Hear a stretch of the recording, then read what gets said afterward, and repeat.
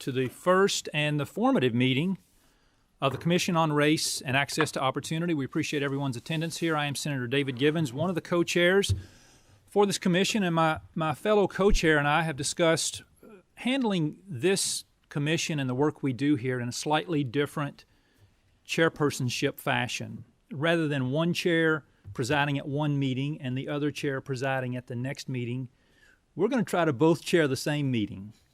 And so we will see how this flows. I'm confident that we can do it very well. And as such, we will be operating through a lot of activities through both chairs. We're going to be talking about that some today. This being the formative meeting, we'd like for it to be, as hopefully all the meetings will be, rather informal. But we'd also like to discuss a lot of process as part of our focus today. And I don't expect us to have a lengthy meeting. It is my goal as one of the co-chairs that we make every meeting productive but also efficient. If you wish to have a long oration on something, you're welcome to do that. We can keep the mics open after the meeting's adjourned, and you can go as long as you like. Certainly, we want to engage in all the dialogue we need, but we don't need more than we need. And so I would be hopeful we can be very efficient throughout our meeting process. Prior to us doing introductions around the room of the members on the committee, that's going to be one of the first things each of you will be asked to speak to is who you are, why you're here, and what you hope to see from this work. Who you are, why you're here, and what you hope to see from this work. Prior to doing that, I'm going to call on my co-chair, Representative Heverin, to share some opening comments, and then also to share the charge as we have received it from our legislative body, the General Assembly. Thank you, Senator Givens. I hope that our co-chairmanship will be a great example for how the House and the Senate will work together this upcoming session on different bills. Thank you. It's a huge honor to be here. This is my first co-chair position, so I'm super excited, but I'm even more excited to get to work on issues that are important as this across the Commonwealth that affect all Kentuckians, whether you're in rural Kentucky or urban Kentucky. As Senator Givens said, I think it's really important that we have a guiding document, of course, the legislation, Senate Bill 10 that came out, but there are so many issues that we can discuss with race and access to opportunity. I think it's important that we are able to stick to the document that is guiding us just to make sure that we don't get off track. So the Commission on Race and Access to Opportunity was created as a part of the Legislative Department of State Government to conduct studies and research on issues where disparities may exist. The Commission will focus on disparities across the sectors of educational equity, child welfare, health, economic opportunity, juvenile justice, criminal justice, and any other sectors that are deemed relevant in an effort to identify areas of improvement in providing services and opportunities for minority communities. This legislation was drafted to make sure our members were made up of a bipartisan group, which includes legislators from the Senate and House of Representatives, as well as members from the private and nonprofit sectors, universities, or local governments who have expertise in social policy related to education, health, economic development, and the law. Senate Bill 10 also authorizes the Commission to hold monthly meetings, seek comment and testimony, and provide research-driven policy proposals and actionable items when areas of improvement are identified. The legislation also requires the Commission to publish and submit an annual report on the activity of the Commission during the interim. So I'm very excited that we're able to work on this and really create change for the Commonwealth. I think it's incredibly important, not only for our current generations, but our future generations to come. As Senator Givens said, we do hope this is a productive group and really a working group, not just something that we come up to monthly, but something that we are working always on. Whenever we're out in our districts, we're able to bring back information and see, since the session ended, I've been having conversations all over of ways of who can we invite to this and, different people we can get involved. And so I hope that as you all are traveling, that you all are thinking of that as well. And if we're good, we'll go ahead and start with introductions. Thank you. I think we should, but staff ably reminded me that we do have an agenda, and the agenda indicates we need to do a roll call. And so that would be the next thing. And prior to doing the roll call, I'd like to introduce our staffers that are assisting us. I have Alicia Schweikert. Close? Yep. Alicia Schweikert and Alicia Miller. And so if you ask for Alicia, you will certainly be aided by someone in the room. We do appreciate LRC assisting us in staffing with very talented folks as we chart a course that, if we don't get into some friction, then we will not have been doing our work. This is a topic that's going to have moments of friction throughout, and hopefully we can do it in constructive ways. With that, if you would, please call the roll. Senator Westerfield, Present from Fruit Hill. Representative Brown, Here. Representative Kulkarni, Here. Representative Timoney, Here. Ricky Jones, OJ Oleka. I'm here. Erwin Roberts, Here. Co-Chair Givens, Here. and Co-Chair Heverin. Here. Now, Co-Chair Heverin, I think we are ready for introductions, and maybe we should follow the same sequence that the roll was called in. So, Senator Westerfield, you being virtual and indicating that you are where again, please proceed with your introduction and what you hope to see this group achieve. Thank you, Mr. and Ms. Chair. I appreciate it. It's an honor to be on this commission. I'm thankful to have the opportunity to serve on it. And I'm thankful for your sponsorship of this bill. I'm thankful for the work that went into it. I am particularly thrilled and excited about the potential that lies ahead for us. Lies ahead, lays ahead. All my English teachers are rolling their eyes at my inability to get that right. I'm thankful for what we have an opportunity to do, which is to look at issues where there are racial disparities. I suspect that we will find a great many things that government can do to remedy that. I also expect we'll find a great many places where government cannot do it. But we need to draw attention to it nonetheless so that our communities can do, or our fill in the blank need to step up to do to address those disparities. But we know they exist.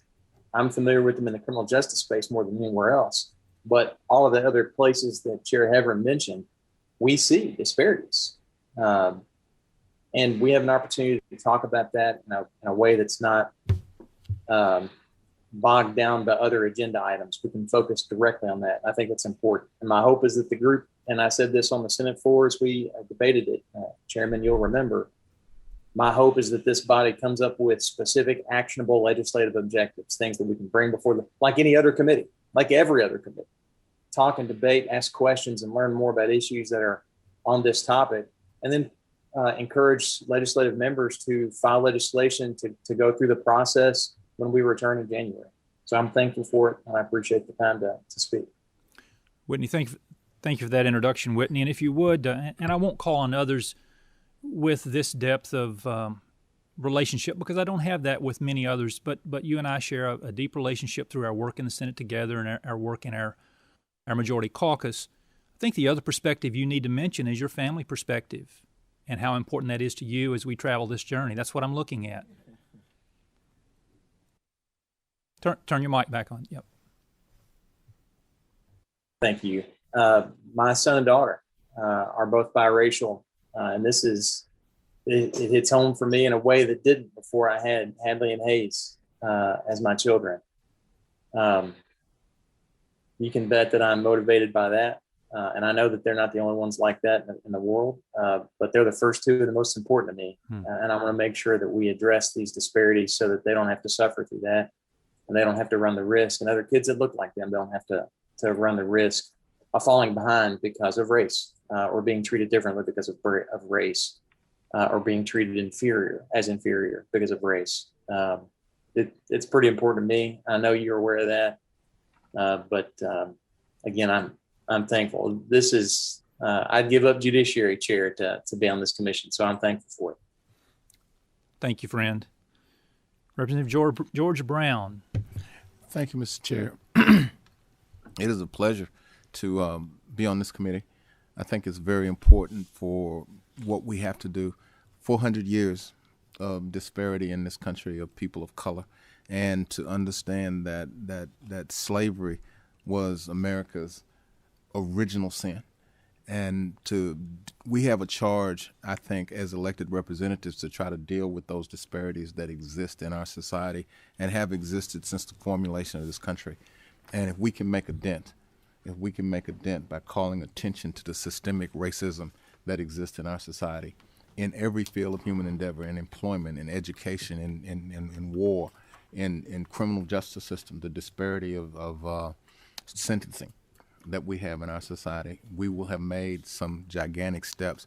But I think as much as it is for us as minorities or quote unquote minorities to address these issues, it is very important for people who call themselves the majority to address their issues and their concerns and understand that where we are is a part of what has happened in our society, and everybody has to look in the mirror and be serious about making substantive change in terms of dealing with our brothers and sisters, because we are, in fact, I think, our brothers' keepers.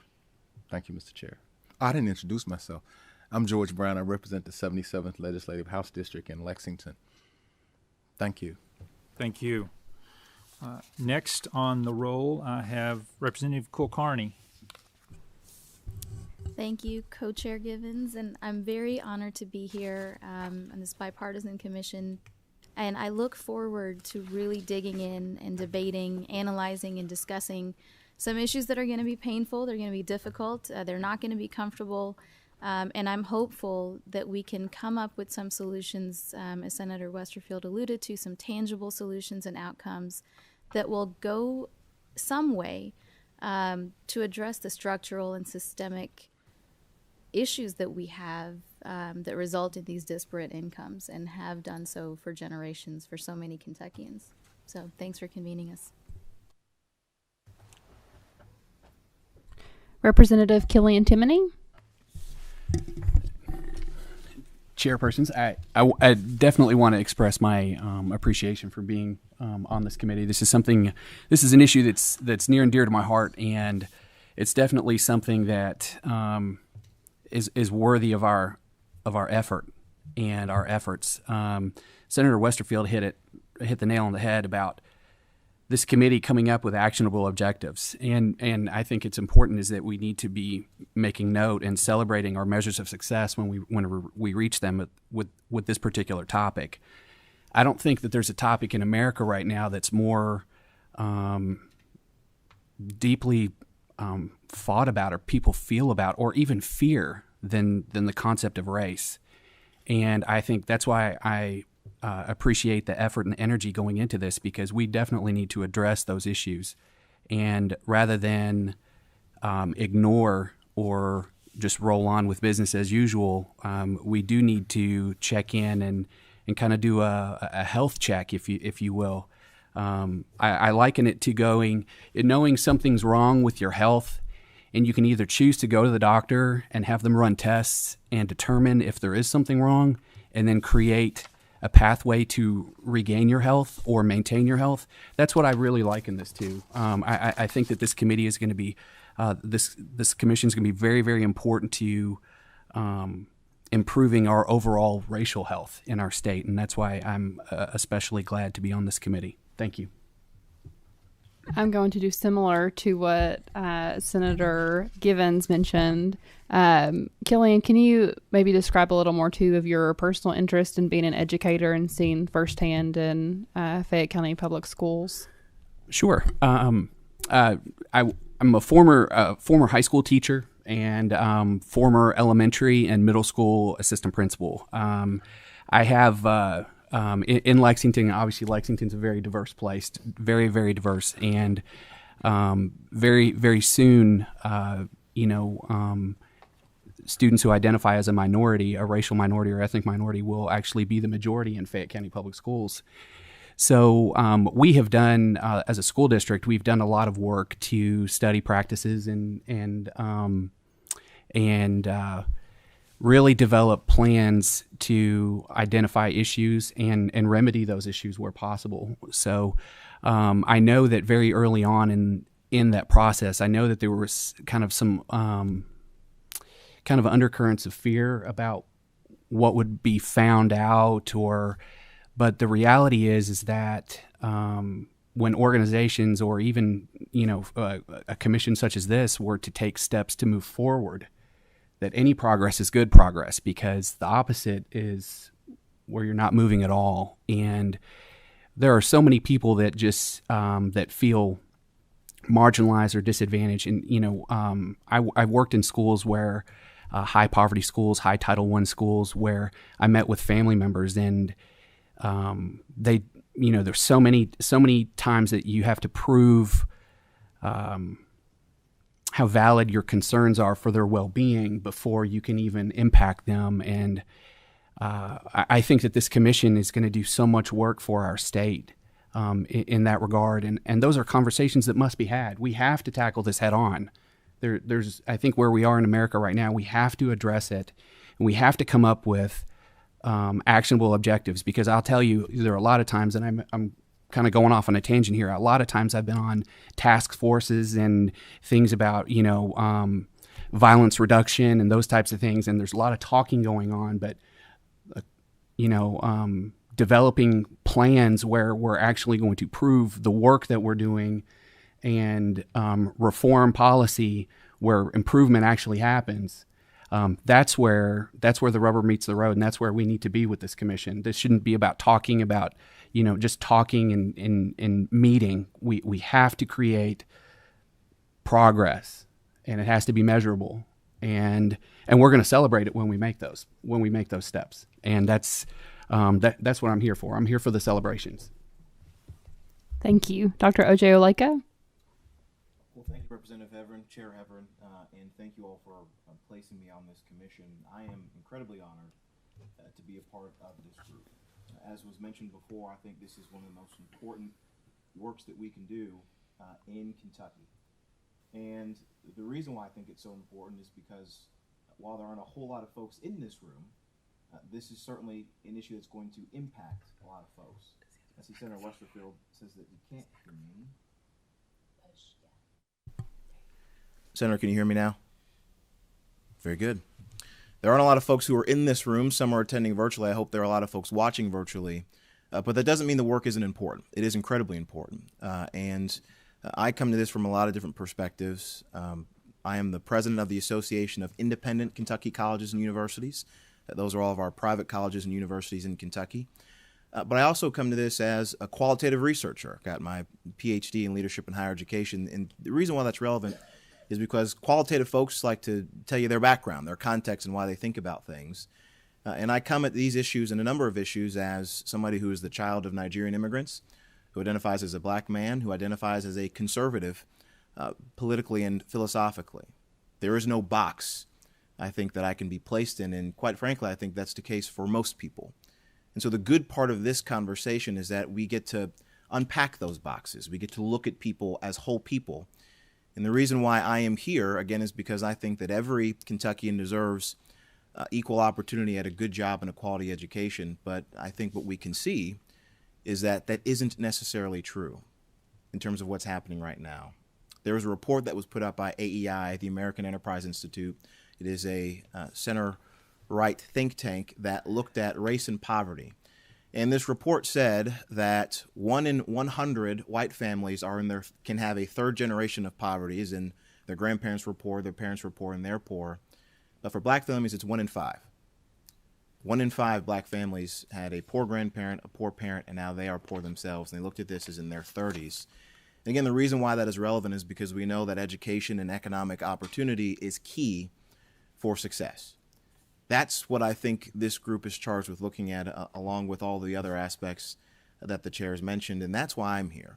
I also want to find tangible, real solutions to move all Kentuckians forward, some of which could be done by government, probably most won't, but that's okay, as was mentioned earlier, as long as those things are addressed. And the last reason why I'm here, and Senator Westerfield mentioned this for him, is because of my family. My daughter is 14 months old, and she is half of me. She is half of my wife, who is white and Filipina. So in terms of race, she looks a lot of different ways. I have no idea how she will identify. But what I want to make sure of is that none of that will matter for her economic and educational injustice outcomes in her life. And I think that should be the case for every Kentuckian. And I don't think that we can solve it all here today or within this particular commission.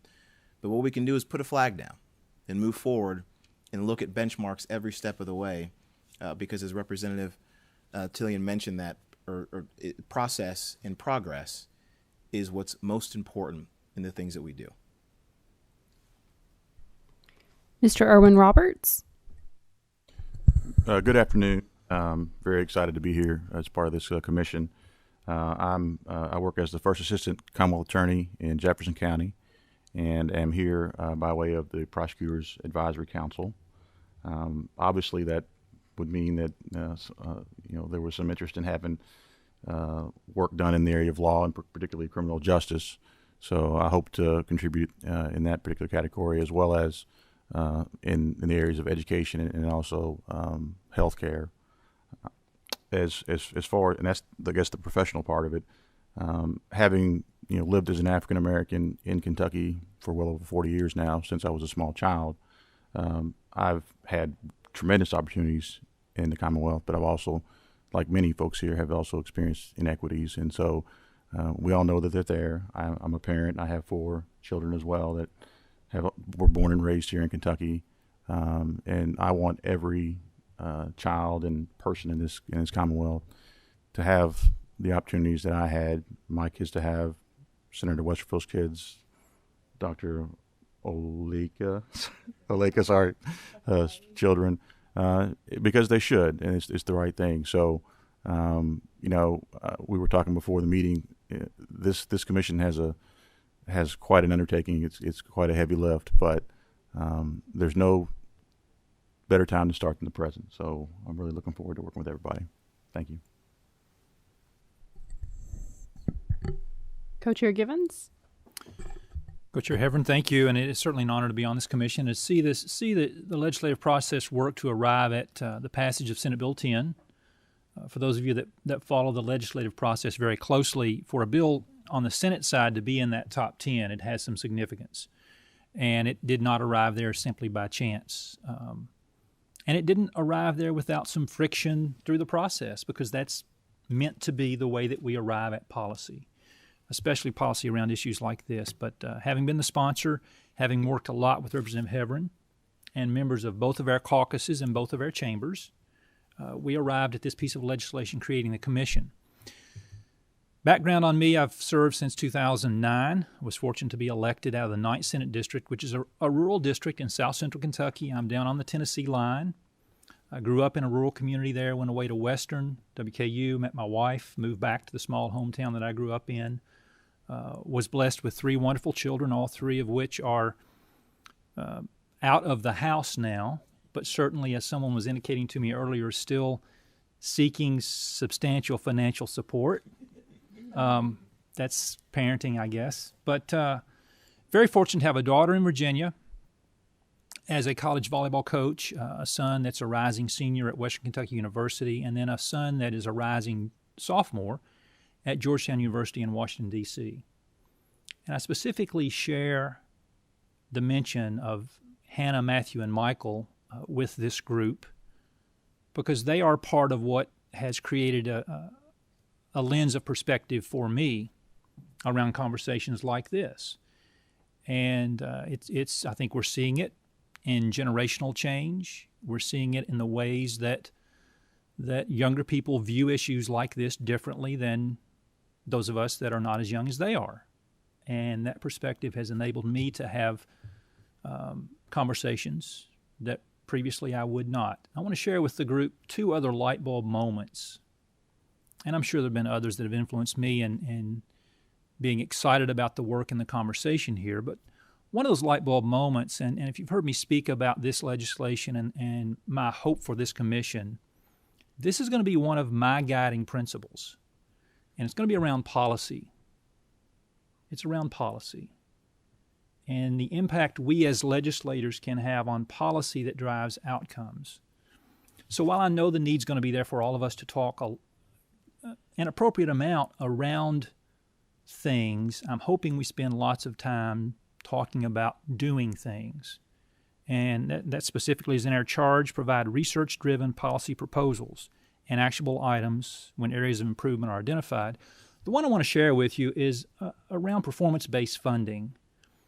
I was heavily involved about 5 years ago around performance-based funding, outcomes-based funding, and how do we move the funding of post-secondary education in Kentucky into a performance-based model? How do we reward systems that perform well financially and then how do we motivate other systems to perform better.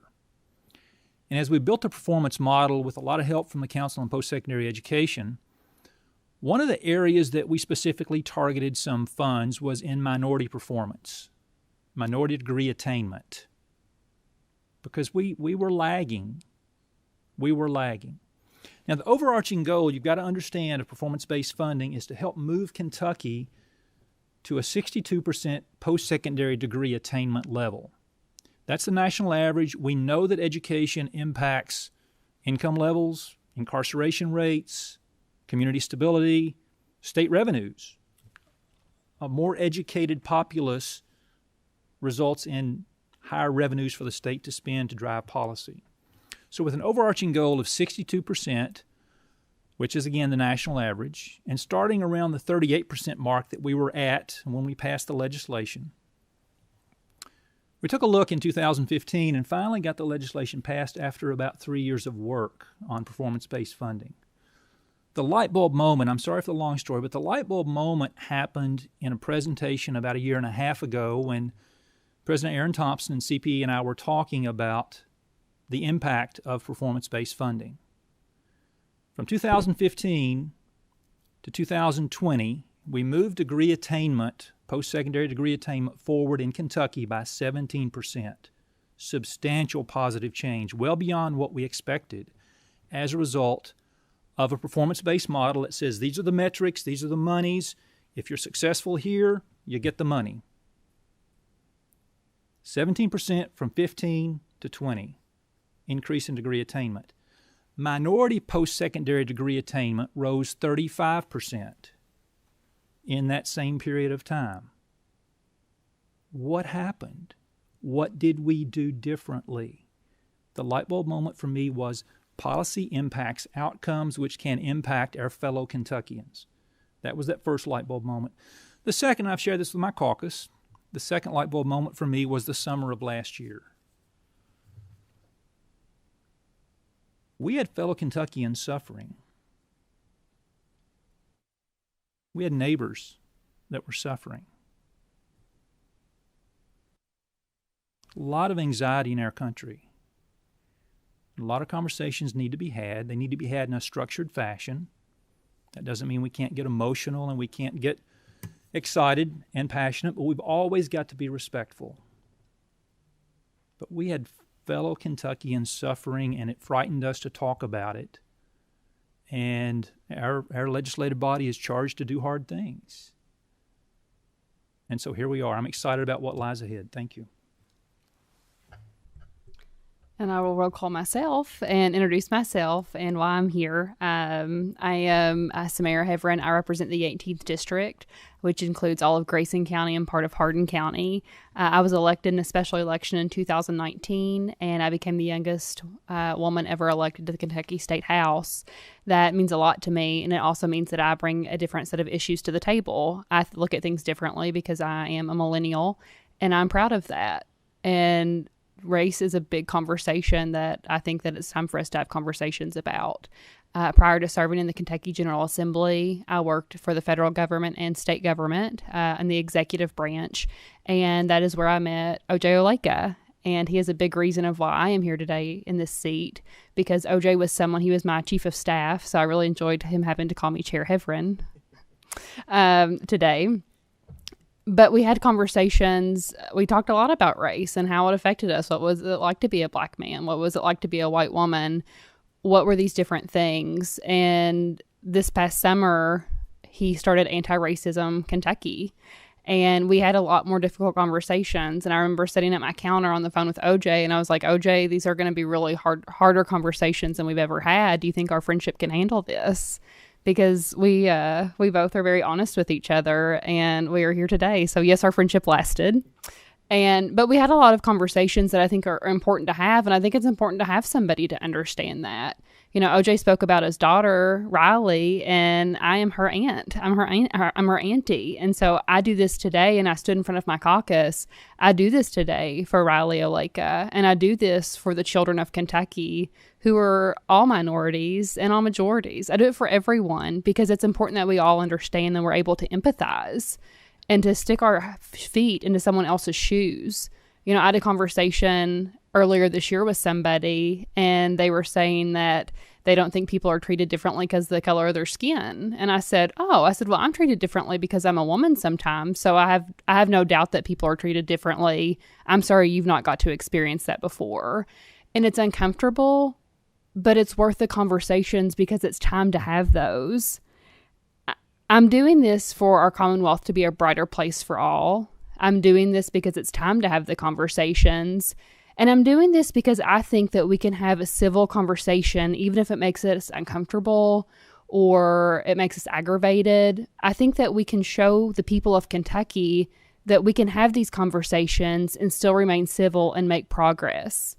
Because when we're able to do that, we're able to show the people that we're here serving each and every day that we're doing our jobs. And I really look forward to all the conversations. And as Chair Givens said, it's going to be uncomfortable and it might be passionate and we might get emotional, but how great that that's progress that we're moving towards, that we're able to have these conversations. So I'm very passionate about this. My ears are getting red. I can feel.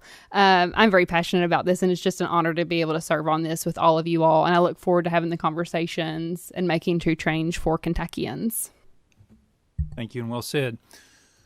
Many of you have served on committees before. You're familiar with the committee process, or you've certainly watched, if not physically, been part of a committee. But we will be following our very standard legislative approach to a committee and the way the committee is run.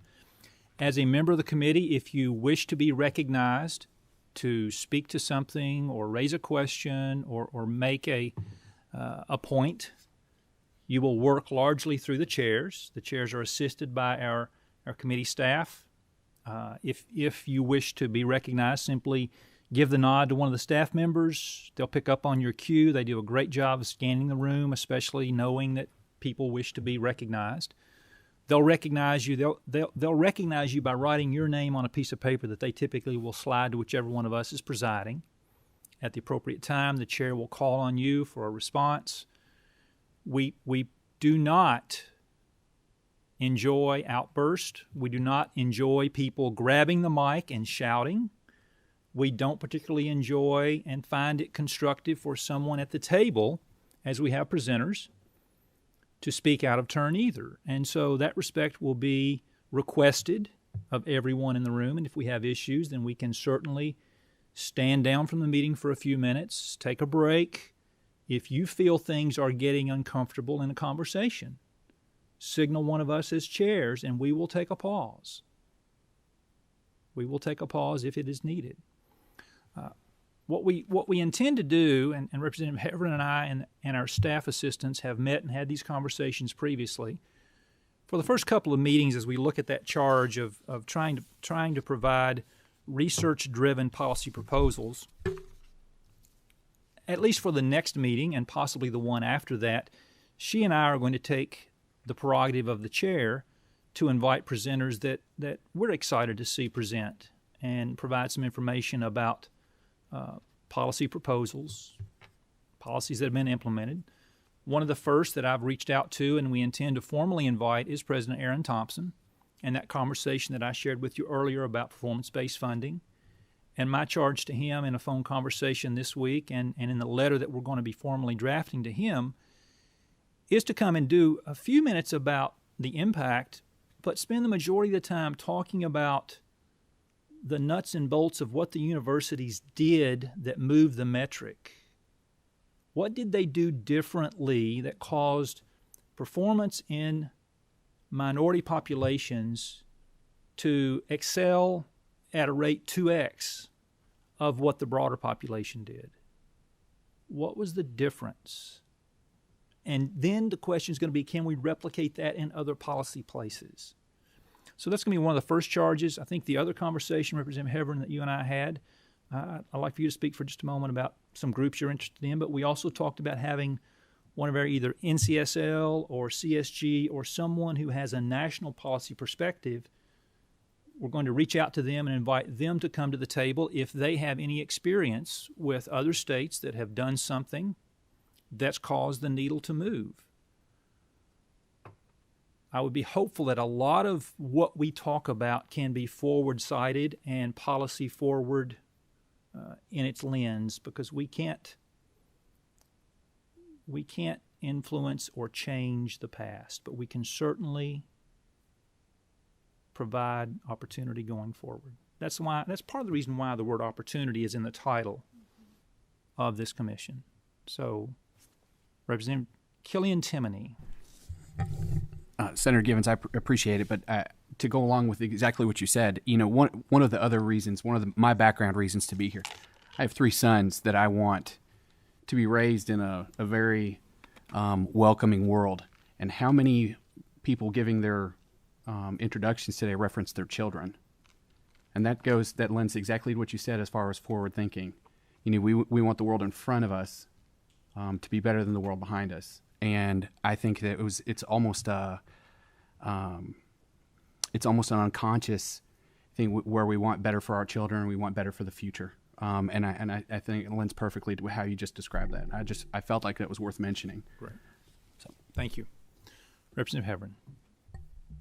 Thank you. As I mentioned in my introduction, I've been talking to several groups around the Commonwealth, and one of the groups I would like to invite is I'm not going to give specific name details in case they are not able to do it this month, but is an academy in Owensboro that focuses on young Black men and having them on Saturday programs and introducing them to different parts of the community. And I think it's really important that we have those conversations. As I was talking to their executive director a few weeks ago, she was saying they start in 3rd grade, and that's something important to remember because that's when we are looking at different statistics for our criminal justice. We look at statistics from 3rd grade to look at our incarceration rates, to project them. And so, the younger we can get students involved in programs and helping them, I think that's important, and that's for all students. So I'm excited to be able to invite them. I think it's important, too, as we're talking about different aspects, is just staying on focus, of course, being respectful, but making sure to stick to Senate Bill 10, the language that we're trying to talk to. Sometimes it can get very overwhelming to take a big bite of the apple, but if we take small bites, we're going to be able to really see progress in that direction. And so as we're, Chairman Givens and I, we welcome you all as members to come to us and let us know of speakers you all would like to have as we come from different parts. We always are talking about the rural-urban divide. Things will look differently in different parts of our Commonwealth, and that's the beauty of Kentucky. But please come to us and let us know of speakers you would like to hear and messages that you would like for them to receive or for us to receive, for them to give. We welcome that, and we want to make sure that we are staying on task with what conversations are had here. Excellent. Well done. And prior to me making some closing remarks, do any of the members of the committee have anything they'd like to add? I don't think you've been appointed, but your attendance is always welcome. We haven't received. So, great question. Representative Berg, Senator Berg, I'm sorry. Senator Berg is here with us, and I apologize to you for not recognizing you. We have received word or lack of word of 4 appointees. It appears that we may be down now to 3 vacancies. Please introduce yourself. And I regret that we did not have the formal letter of appointment yet, but please introduce yourself. Thank you. No, use the mic. Senator Westerfield needs to hear your introduction. Thank you very much. I am Senator Karen Berg, and I am, first of all, extremely overwhelmed to be having to been asked to sit on this commission because I think access to opportunity, honestly, is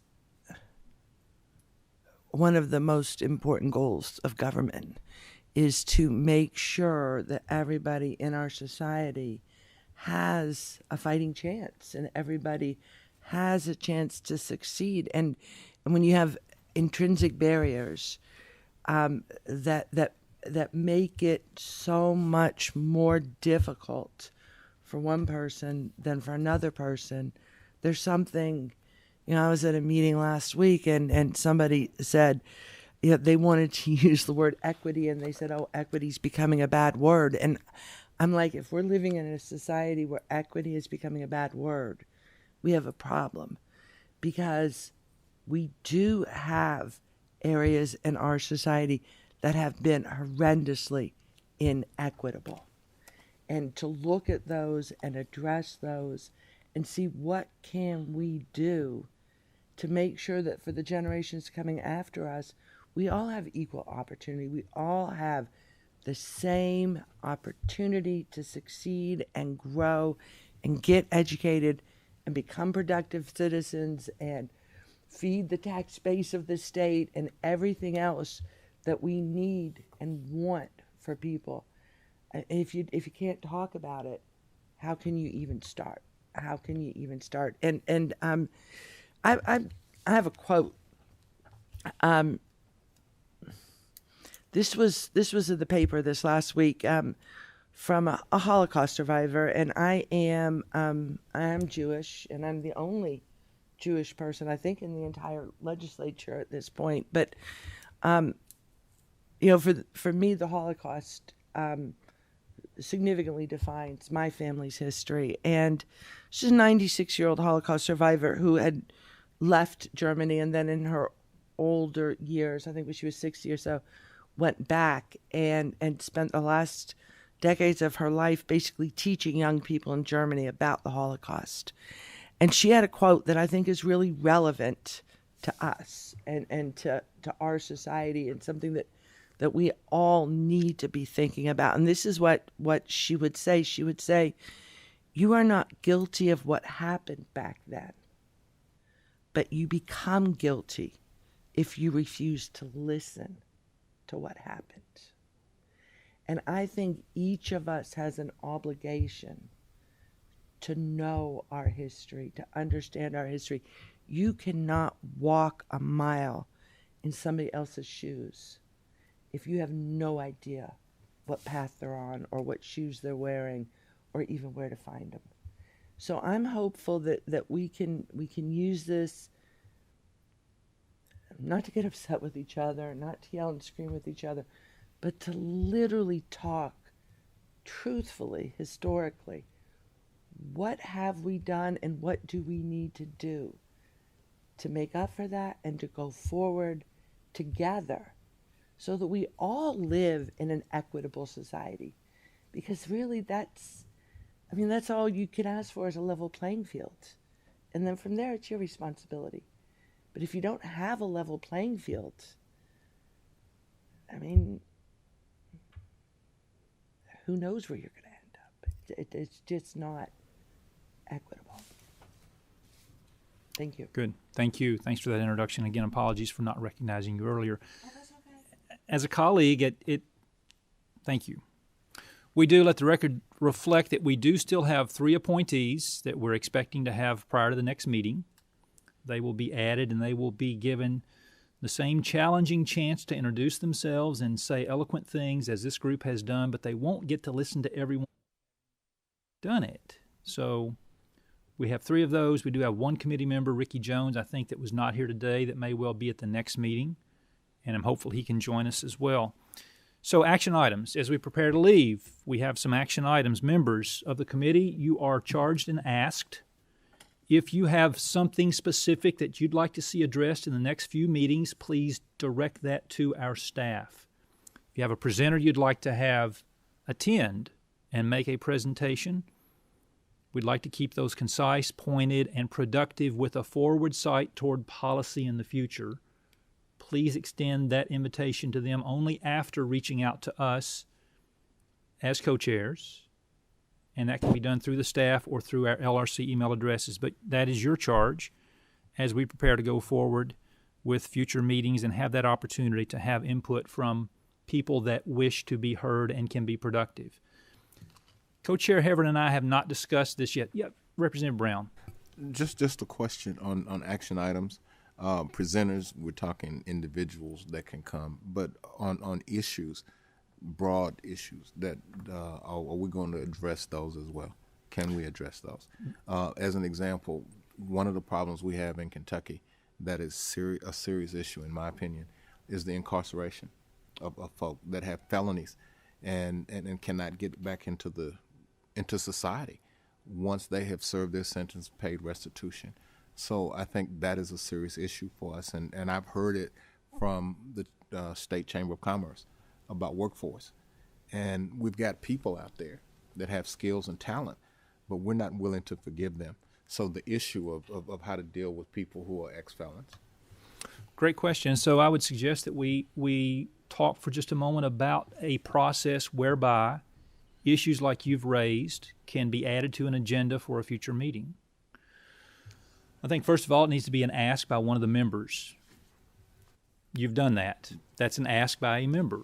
And I share that not tongue-in-cheek at all. If we have folks in the public that want to come to this committee table, I'm not going to be a huge fan at this point in time for them just to walk in the room and sit down at the committee table.